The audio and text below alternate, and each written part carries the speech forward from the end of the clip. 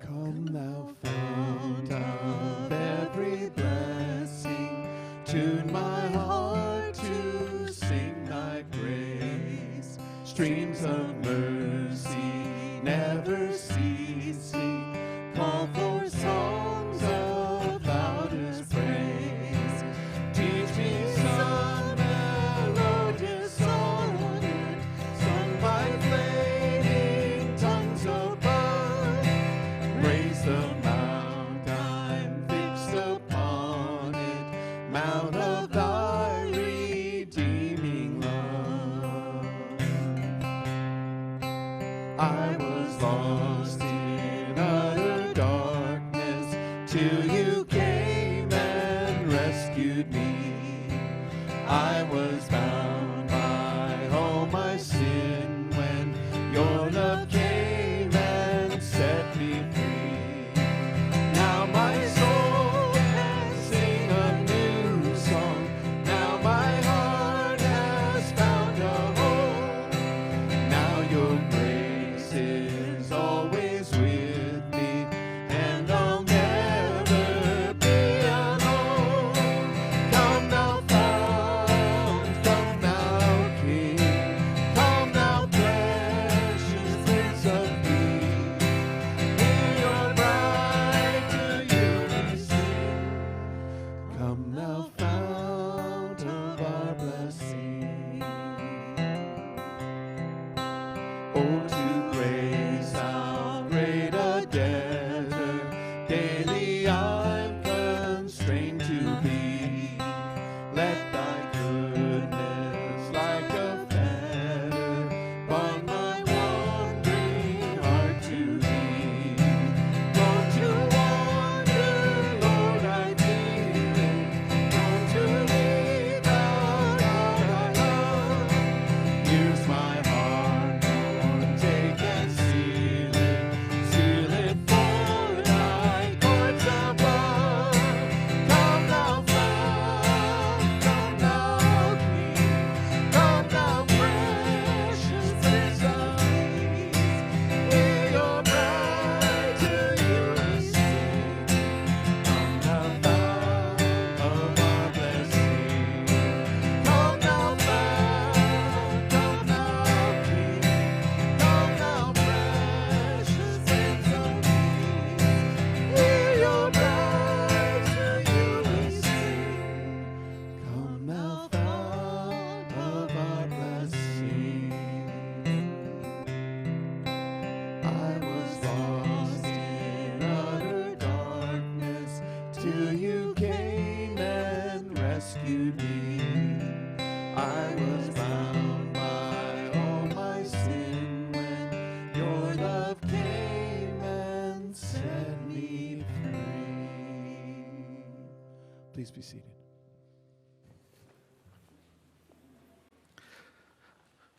So welcome Welcome to our Ash Wednesday service. Ash Wednesday marks the beginning of the season of Lent. And Lent is a time of preparation for Easter. It's a time to focus on Jesus, on who he was and his life and his teaching, and particularly on the meaning of his death, so that we can be fully prepared to celebrate with joy the resurrection of Jesus and who he is in our lives here and now on Easter Sunday. Now, Lent traditionally focuses on a couple of key themes, on repentance, particularly Ash Wednesday on repentance, and on discipline, self-discipline in the light of God's redeeming love and grace. Lent's also a time of renewal. It's a time to get back on track with God if we've gotten off track. It's a time to go deeper with God in faith. Some people have described Lent as a kind of time of spring cleaning for the soul. I always like that way of describing it. Ash Wednesday gets its name from the tradition of marking the foreheads or the hand of worshipers with the sign of the cross in ashes. Ashes are a very ancient sign of repentance. You see them in the scripture in the Old Testament way back. And ashes are something that only occurs where something else has happened, where a fire has been, where a change has taken place. And so the point of Ash Wednesday is to begin the season of Lent, this journey towards Easter, by being honest about ourselves, by acknowledging that we aren't perfect, that we are sinners in need of God's grace, and that it's a chance tonight to unburden ourselves, our hearts, and to repent and to seek to be renewed and to grow in our faith and our relationship with God. So tonight we're going to worship, we're going to sing, we're going to open the word of the Lord, and we're going to receive the imposition of ashes. So let us continue worshiping together. Would you stand again and let's continue singing?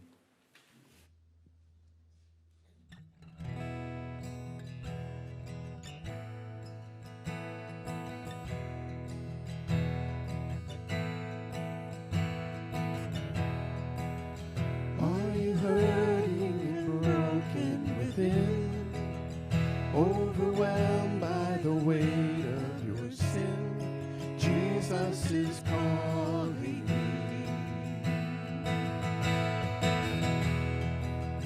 Have you come to the end of yourself?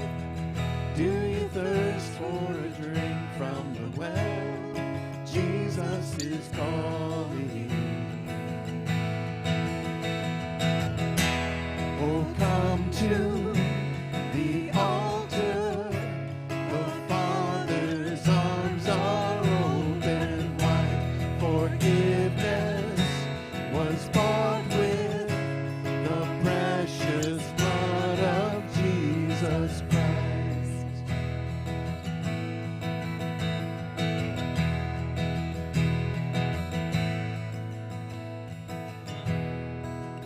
Leave behind your regrets and mistakes. Come today, there's no reason to wait. Jesus is calling. Bring your sorrows and trade them for joy.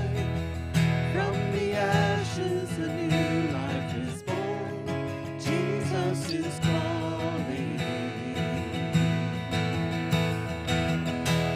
Oh, come to the altar. The Father's arms are open wide.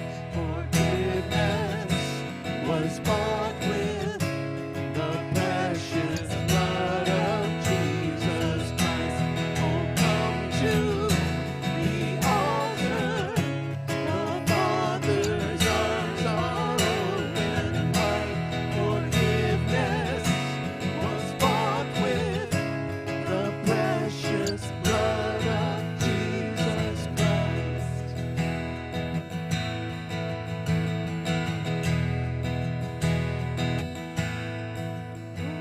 What a Savior, isn't he wonderful? Sing hallelujah, Christ is risen. Bow down before him, for he is Lord of all. Sing hallelujah, Christ is risen. Oh, what a Savior. Oh, what a Savior. Isn't he wonderful? Sing hallelujah, Christ is risen. Bow down before him, for he is Lord of all. Sing hallelujah, Christ is risen.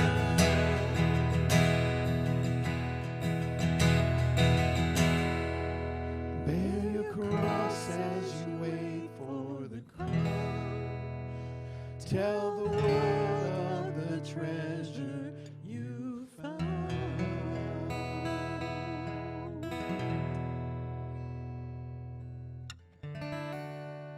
I searched the world, but it couldn't fill me. Man's empty praise and treasures that fade are never enough.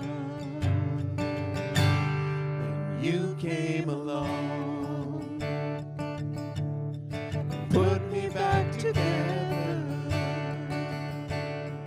Every desire is now satisfied here in your love. Oh, there's nothing better than you. Oh, there's nothing better than you, Lord. There's nothing, nothing is better than you. No, I'm not afraid to show you my weakness, my failures and flaws. Lord, you've seen them all, and you still call me friend. 'Cause the God of the mountain is the God of the valley, and there's not a place your mercy and grace won't find me again. Oh, there's nothing better than you. Oh, there's nothing better than you, Lord. There's nothing, nothing is better than you.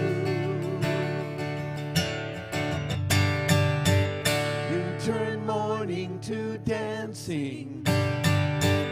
You give beauty for ashes. You turn shame into glory. You're the only one who can. You turn mourning to dancing. You give beauty for ashes. You turn shame into highway. You're the only one who can. You're the only one who can. You're the only one who can. Oh, there's nothing better than you. Oh, there's nothing better than you, Lord. There's nothing, nothing is better than you. Oh, there's nothing better than you. Oh, there's nothing better than you, Lord. There's nothing, nothing is better than you. Please be seated. Friends, pray with me. Loving God, that song proclaims the truth that there is indeed nothing better than you. And we long for you, Lord, to be close to you, to know you, to have spiritual lives that are alive as we pursue you each day of our life. And Lord, we pray this night that you would have mercy on us. Living a life of faith is a constant challenge. Because though we love you with our hearts and we long to please you with our lives, we confess that we often fail to do so. We do things. We say things that hurt other people.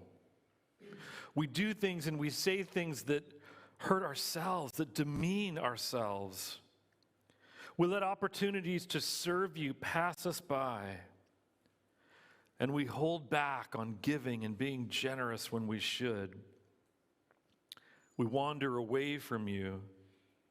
We set out on our own, only to find ourselves in dry and desolated places, alienated from you. God, we want to be honest with you tonight about who we are. We want to take responsibility for the wrong we've done, for our sin. We want to acknowledge that we aren't perfect, that we are sinners desperately in need of your grace. And so, God, we pray that you would hear each one of us right now in the quiet of our hearts as we each offer you our silent prayers of confession. Lift those prayers to him right now.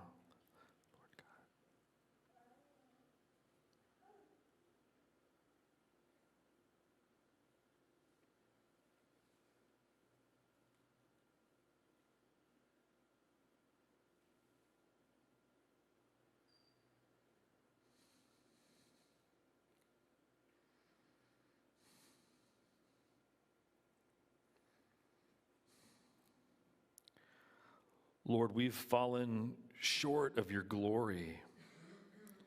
And without your mercy and grace, we are lost. We are dust. But now, in this moment, we repent. Forgive our sin. Draw us near to you. Cover us with your grace as we enter into this Lenten season. Be near to us. Help us by your Holy Spirit to know you more, to live for you more, to grow and to be renewed in faith by you more and more. In Jesus' name, amen.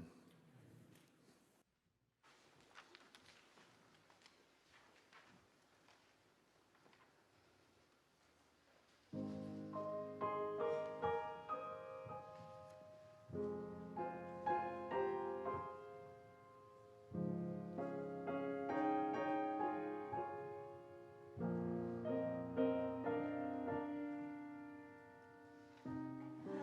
can it be? And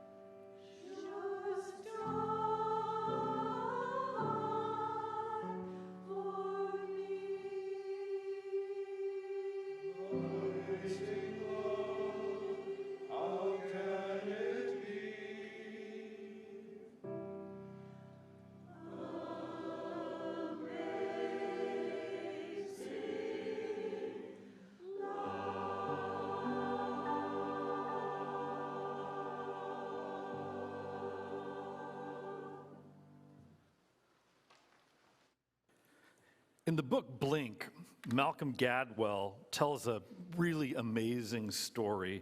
It's the story of how the classical music world came to realize that their whole system for auditioning musicians to join symphonies was totally biased. For years, they had believed that their judgment of the skills of musicians who auditioned for them was fair, but they quickly learned that they were sadly mistaken when a new system was imposed. And the new system put a screen between the judges and the musician as they auditioned. For over 30 years since that screen went up in auditions, the number of women in the US's top orchestras has increased fivefold. Many musicians who'd previously been rejected were accepted by the judges when outward appearance was removed. And they had to process what they were hearing purely on the basis of the ability of the musician before them. Gladwell writes this. He says, when Julie Landsman auditioned for the role of principal French horn at the Met, the screens had just gone up. At that time, there were no women in the entire brass section because, of course, everybody knew that women could not play the horn as well as men. But Landsman came and played, and she played well. I knew in my last round that I had won before they even told me, she said. It was partly because of the way I performed the last piece. I held on to the last high C for a very long time just to leave no doubt in their minds, and they started to laugh because it was above and beyond the call of duty. But when they declared her the winner and she stepped out from behind the screen, there was an audible gasp in the auditorium. And it wasn't just that she was a woman, and it just wasn't just because she had held that high C for ridiculously long. It was because she had played with the Met before as a substitute. They knew her, and no one in the symphony had adequately understood her skill, had really given her a listen, had really appreciated her until they heard her with just their ears. Only then did they realize how truly magnificent of a musician she truly was. Well, tonight we're going to be looking at a couple of passages in which Jesus talks about what's truly important in this life. And as he does that, one of the things that he mentions is what God finds is most important about us. What Jesus says is most important about us to God is who we are on the inside. Not our outward appearance, not even our outward accomplishments. And this is such an important message because we all know that we live in a world that puts tremendous focus on outward appearance, that puts relentless pressure on us regarding our outward appearance, on, in fact, the shallow things about us, rather than the deeper, more important parts of who we actually are. So what Jesus says in these passages is pretty countercultural, and that is the exact point of our series this year for Lent, called Different, the Way of Jesus. You see, with this series, we're going to be focusing on the fact that Jesus taught a different way of living and being, one that is often diametrically opposed to the values of our world, to the wisdom of our world, even diametrically opposed to our own human nature at a lot of points. Yet this is exactly why, this is a key reason why the way of Jesus is so powerful and so life-changing, because it's Jesus calling us to a completely different way of life. So during the season of Lent, each week we're going to be looking at some of the most counterintuitive teachings of Jesus, teachings that make up the way of Jesus and help us to see why and how it is so different. Pray with me. Loving God, we pray for your presence among us tonight, that we would open your word, that we would hear your voice speak to us important words about how you see us and about who we are, what's really important about us in your eyes. And we pray, Lord, as we focus on that inner person that you've created, the heart of each of us, that you would meld that with our message tonight of repentance, of getting our hearts right with you, of seeking to grow them forward with you on this Ash Wednesday as we begin the season of Lent. This we pray in Jesus' name, amen. So our first passage for tonight is a very familiar one to many of us. It's Matthew 22, verses 34 through 40. This is a passage that we spent several weeks on this past summer. And as we did, one of the things we saw is that Matthew 22, the last half of this chapter of Matthew, is made up of three questions. And these three questions are asked of Jesus by the Pharisees and the Sadducees. Then that's two groups of the religious leaders of that day. And these religious leaders were asking Jesus this series of questions in order to trap him in his words. They wanted to find some way to discredit him, to make him look bad, because they were threatened by him. They were threatened by the fact that he was becoming too popular, and they felt that he was a threat to their power.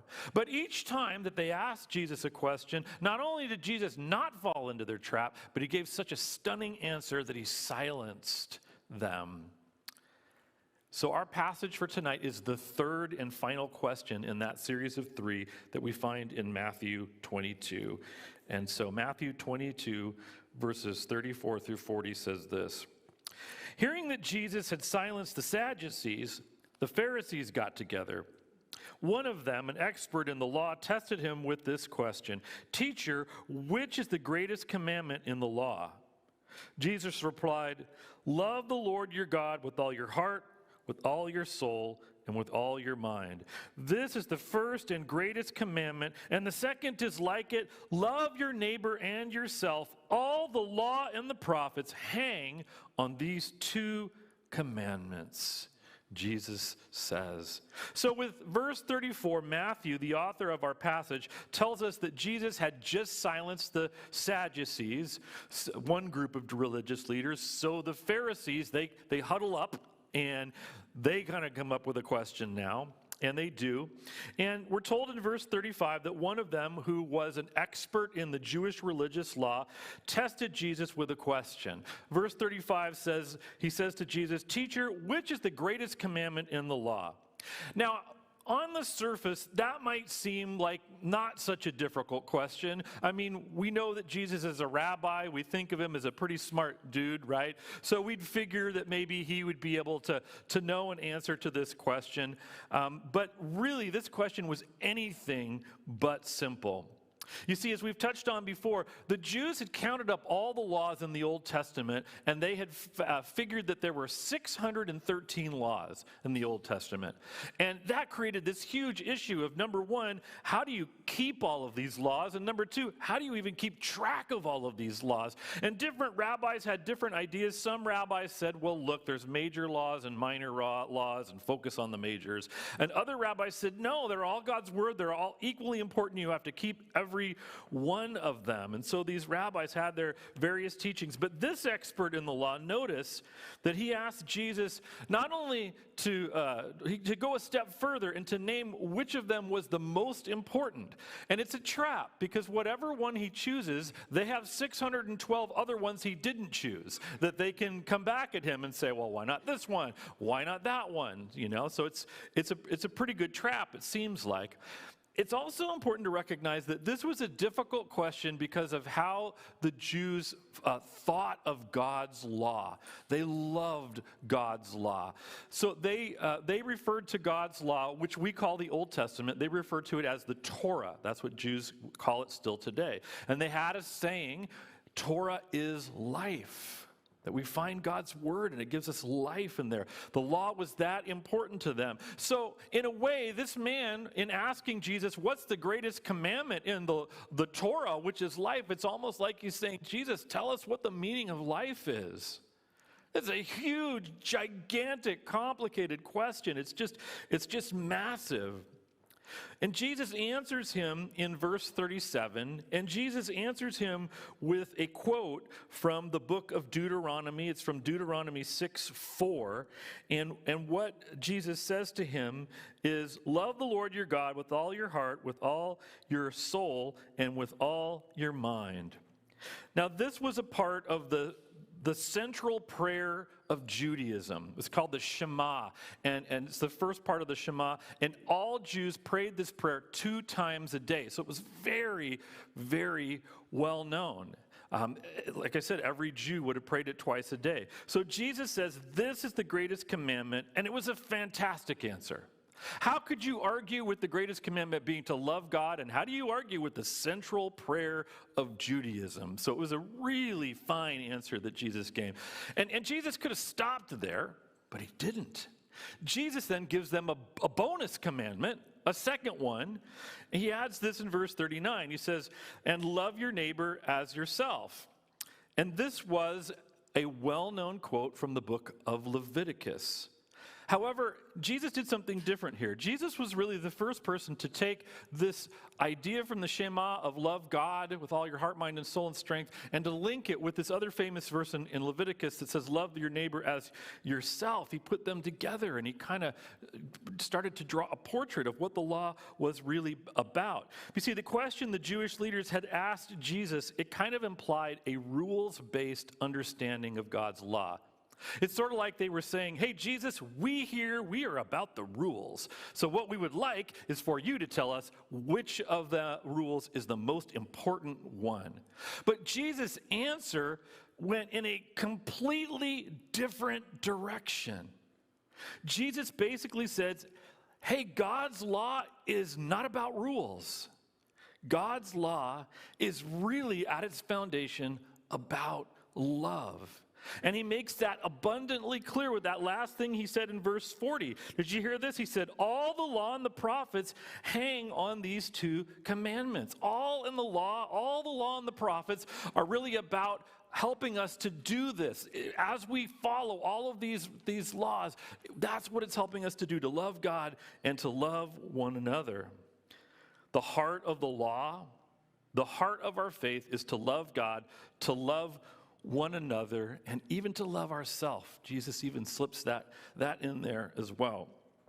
So with these words, Jesus was calling us to a different way, because he was saying that what God truly wants from you is not so much that you would follow the rules and do the right thing so that you would look good to him, so that you would look good for other people. Now, of course, following the law and doing the right thing, well, those are good. But what Jesus was making clear was that these are not the things that God wants most from us. Because they're outward things.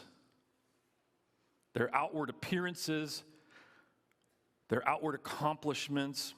No, Jesus was saying that what God really wants, what God wants most of all from us, is what's inside. God wants our hearts. God wants our souls. God wants our minds.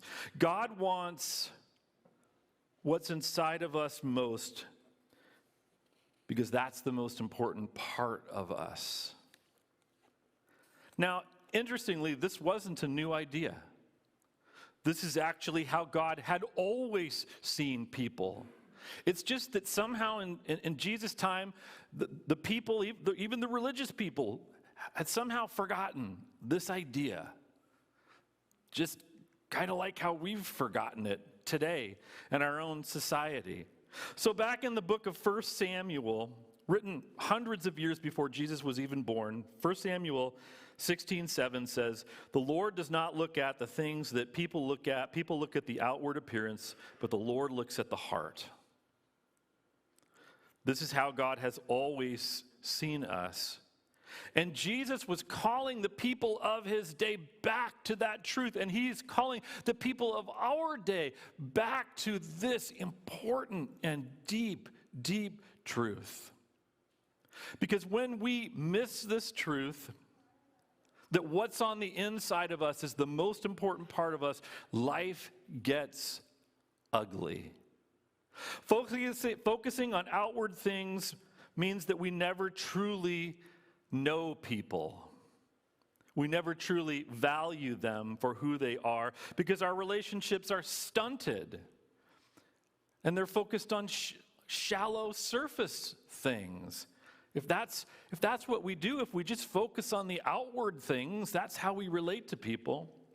When we focus on outward things, we also communicate that our love and care is conditional. It's like we're sending a message that says, I love you because of how you look, or because of how much money you have, or because of your social status. But when we focus on inward things, when we get to know the most important part of people, our relationships with them prosper and grow deep. And we send a message to them that our love and care for them is based on who they truly are inside.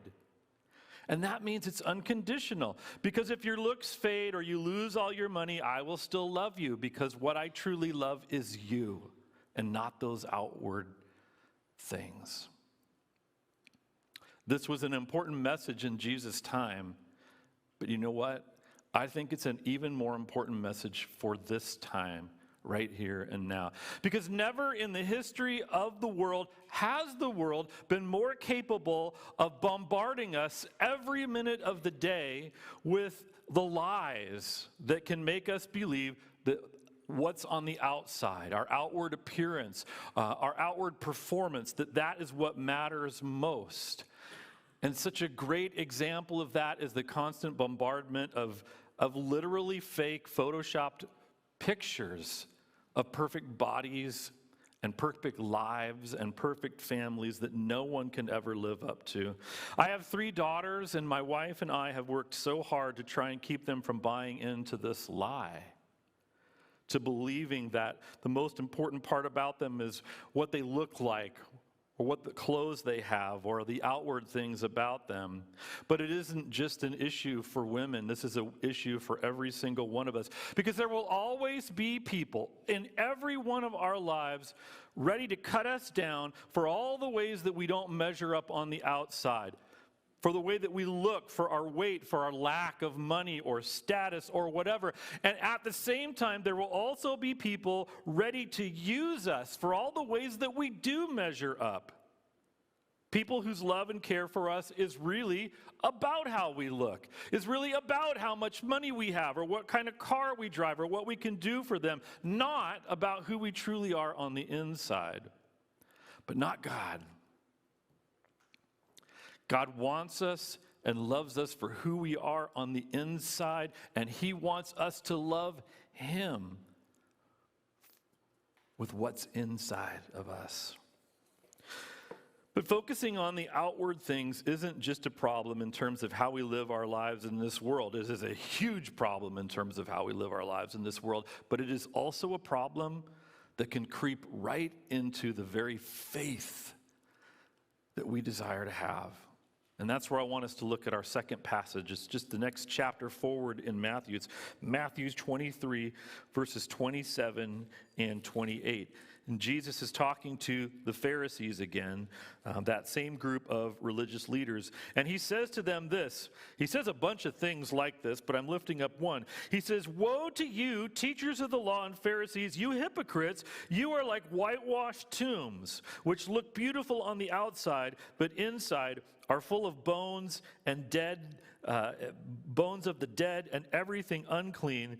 In the same way, on the outside you appear to people as righteous, but on the inside you are full of hypocrisy and wickedness." Ouch. That's a pretty rough thing that Jesus said. Here we find Jesus giving the Pharisees, one of those religious groups, a hard time because they've begun to practice religion. They've begun to practice faith that is focused on outward appearance, on outward accomplishment. And Jesus is clear that when faith is focused on the outward things, it becomes ugly. It turns us into hypocrites who are interested in looking good to other people, maybe interested in being holier than thou, but who in reality are disconnected from God inside in our hearts, and therefore are spiritually dead. So religion that's focused on the outward person is something that is sometimes called by people check-the-box faith. You may have heard me talk about this before.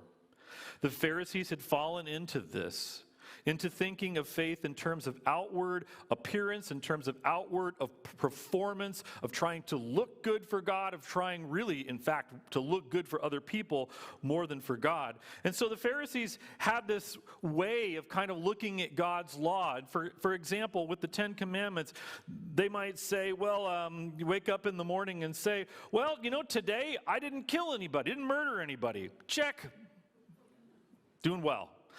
Today, I also didn't steal anything. Check that box. I'm doing good. Today, I didn't commit adultery. Check. They'd check off all these boxes, and then they'd come to the conclusion that said, I didn't do any of these wrong things, and I went to synagogue today, so guess what? I'm good. Man, I'm really good. I mean, God must be super impressed with me because I checked all the boxes. Other people, man, they must think that I am holy. I am God's gift to religion. That's how it sort of began to play out. But then Jesus came teaching a different way.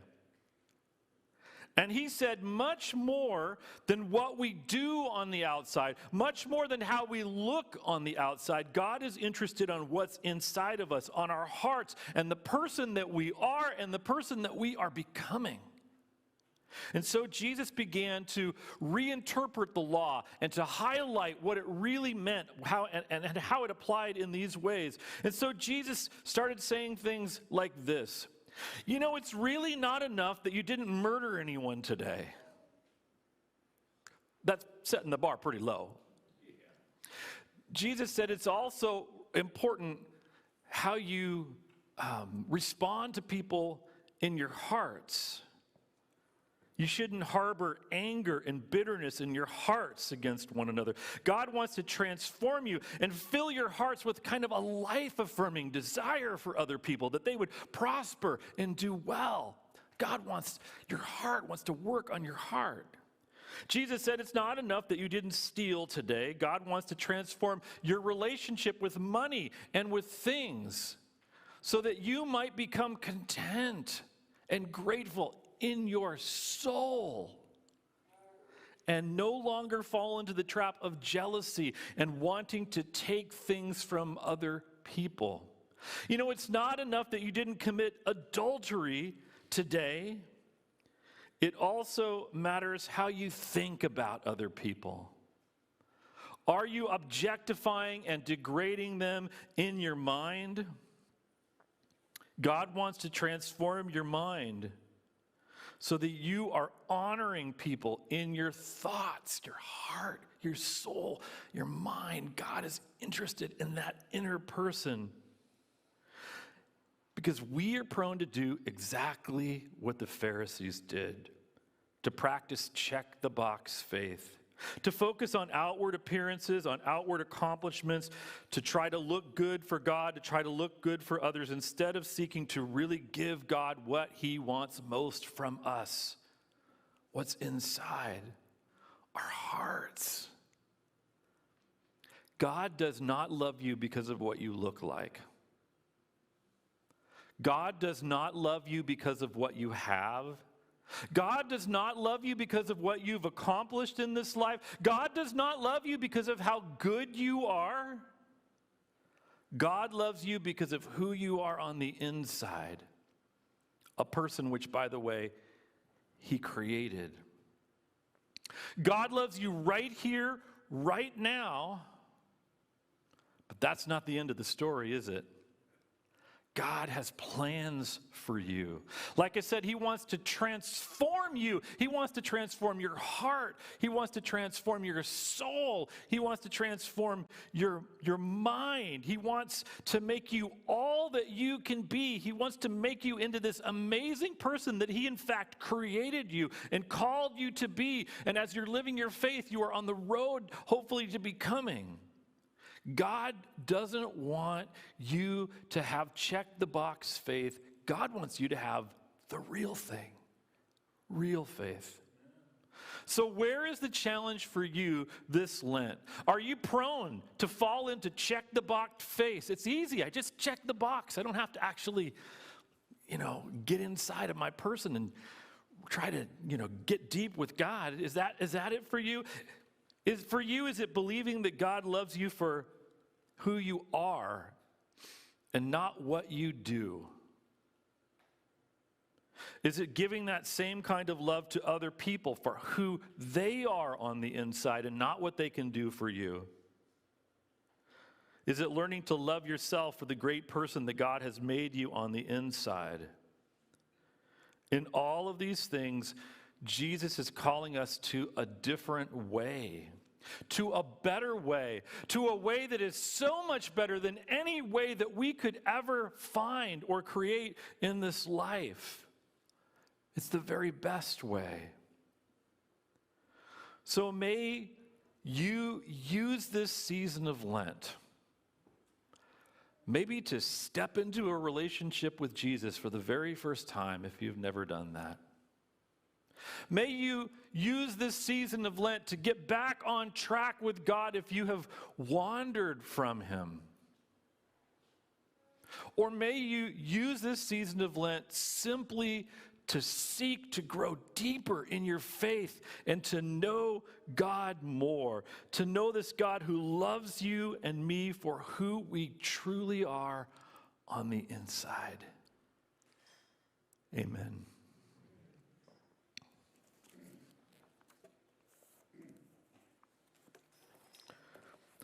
So friends, in just a moment, I'm going to pray for us. And we'll call you forward to receive the imposition of ashes. And there's going to be 2 stations. Jimmy's going to be over on my right, and I'll be over on the left here. We'll impose the ashes with a Q-tip, a fresh Q-tip for every person, because we're COVID safe, But I want us to remember, again, that ash is an ancient and biblical symbol of repentance. It's only present where a change has taken place, where something has been burned away. So may these ashes be a sign of the Holy Spirit at work in our hearts as we repent and God burns away that which should go away and pours out his grace on us. So after you have received your ashes, there's going to be 3 prayer options for you. One is that Susan's going to be playing some light music on the piano. You can simply return to your seat and be in a prayerful attitude there. You can wander over to the prayer wall, which we have not done for several years, and you can write a prayer on a piece of paper and put it into the wall. You can put it in facing the wall so that it's a private prayer between you and God, or you can put it in facing outward so that others who come might read that prayer and be blessed by it. And the third option is that we're going to have 3 prayer teams over in the corner who would be ready to pray with you or to pray for you about anything that might be of a concern or any decision you've made. And I always like to say that when I say that, in your heart you're going, ooh, wow, that would be really uncomfortable. I don't think I'd want to do that. I genuinely believe that's the Holy Spirit saying, yeah, you absolutely should go and do that.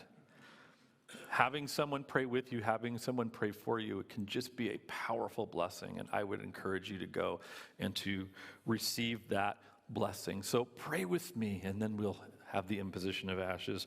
Loving God, we want to receive these ashes on our foreheads. We pray that you would forgive our sin, that you would open our hearts widely to the amazing reality of your mercy and your grace. Fill us. Heal us, renew us, O God. May this night mark the start of a new season of life and faith and growth with you in us. In Jesus' name we pray. Amen.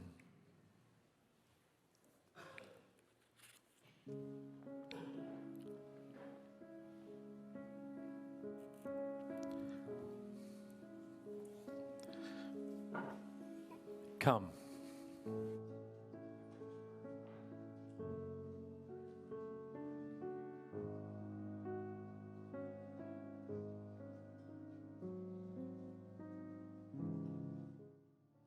Amen. Please stand as we sing our closing song.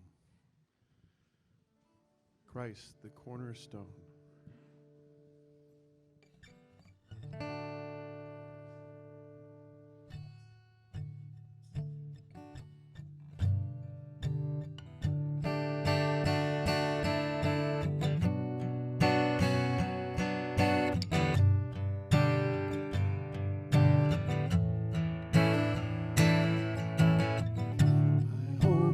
Built on nothing less than Jesus' blood and righteousness. I dare not trust the sweetest friend, but only trust in Jesus' name. Christ alone, cornerstone, weak made strong in the Savior's love. Through the storm, He is Lord, Lord of all.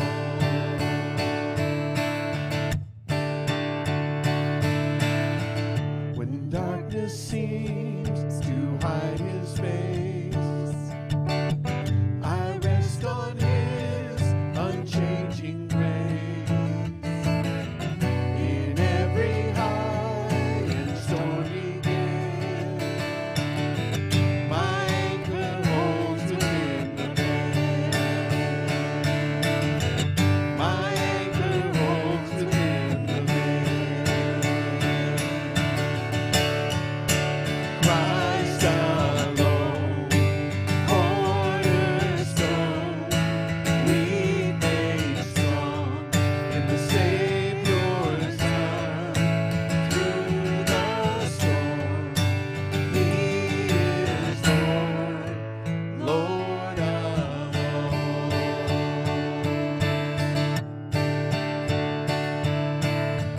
When He shall come with trumpets sound, oh, may I then in Him be found, dressed in His righteousness alone, faultless to stand before the throne, faultless to stand before the throne. Christ alone, cornerstone, we made strong in the Savior's love. Through the storm, He is Lord, Lord of all.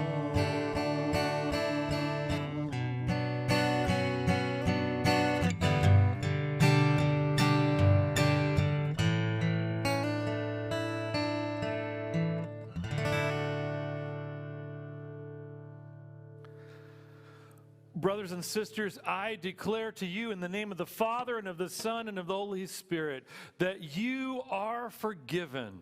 The record of your sins has been erased. God has set it aside, nailing it to the cross. Amen. Go in peace.